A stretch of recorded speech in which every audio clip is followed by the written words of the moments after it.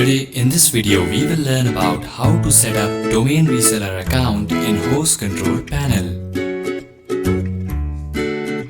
Log into your host control panel and go to settings and then create a new label. Enter credentials and save it.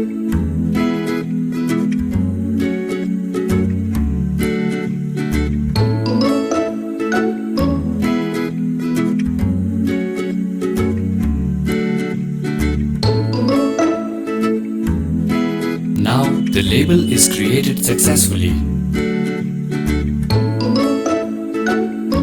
Now you can modify various label settings, like in general settings, set the time zone and then click on save button.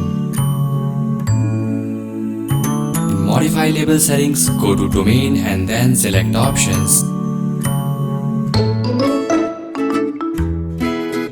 You can enable by default privacy protection as well as domain transfer lock for all the domains which will be registered automatically.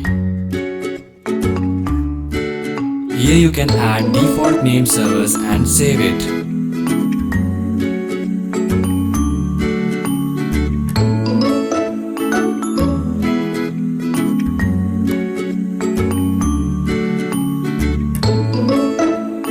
Hence the complete procedure is done.